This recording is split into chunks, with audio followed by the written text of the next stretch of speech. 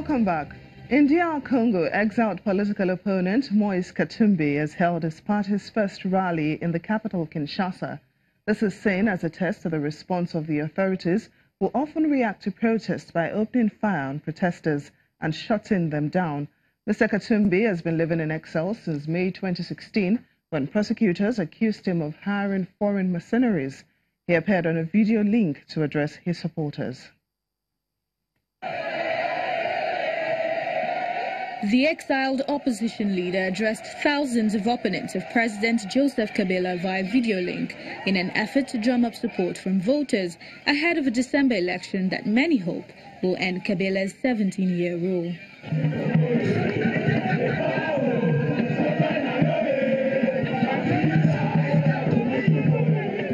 Moise Katumbi, a millionaire businessman and former governor of the Democratic Republic of Congo's copper-producing Katanga province, is seen as the opposition's leading candidate in the election.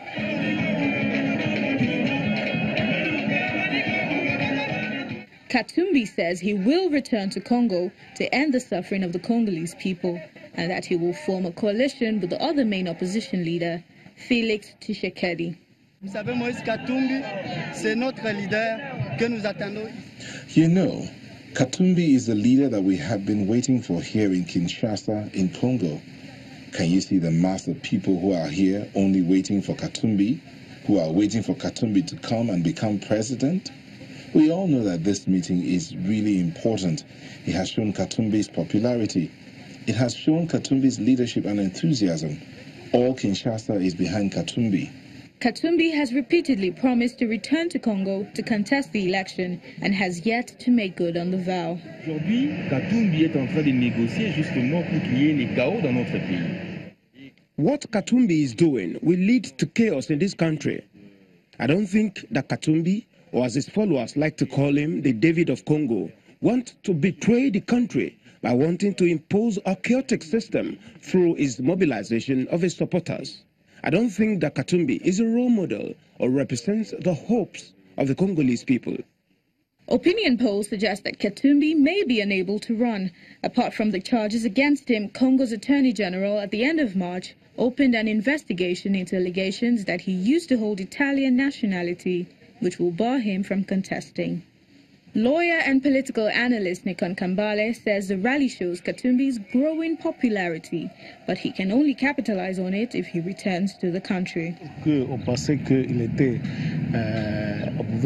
Just when we thought that Katumbi was only popular in the eastern part of the country, where he could bring together his large number of supporters, now we have come to see that his popularity has grown in the western part of the country as well. And after this recent gathering, where he addressed the supporters via video link, you can see that it was a necessary move on his part, because the supporters wanted to see him as someone who is still playing a role in the politics of DR Congo. This also means that his return to the country will have a big impact, but he should not stay abroad for too long, because it could affect his ability to draw large crowds in future.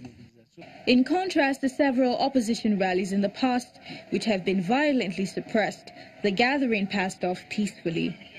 Further shaking up Congo's opposition, former Vice President Jean-Pierre Bemba was released on Tuesday after his conviction for war crimes was quashed at the International Criminal Court.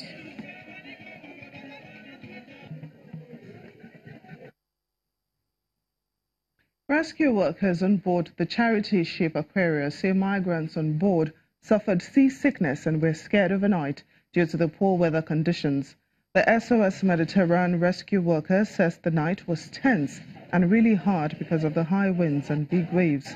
The Aquarius, operated by the Franco-German charity SOS Mediterranean, is headed to Valencia in Spain after Italy short its ports to hundreds of migrants on board earlier this week.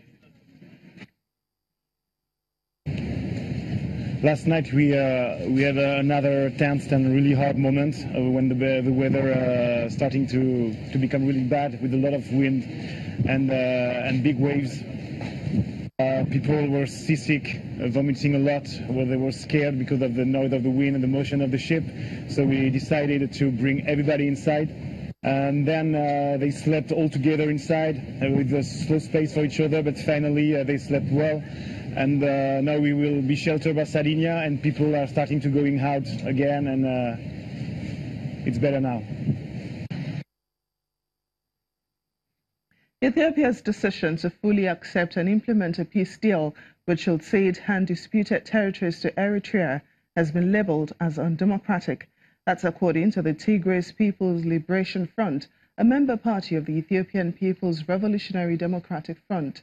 The government announced its intention to accept the 2002 Border Commission ruling, which awarded disputed territories, including the town of Badme, to Eritrea, hoping to end the dispute with its neighbour, which sparked Africa's deadliest border war in 1998.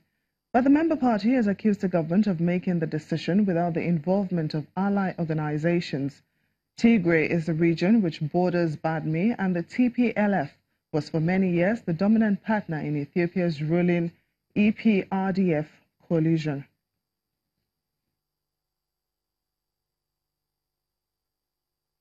About 150,000 Cameroonians in English-speaking regions have been displaced by violence since the beginning of a crackdown on Anglophone separatists began. A report by Amnesty International says about 2,000 people have also sought refuge in Nigeria.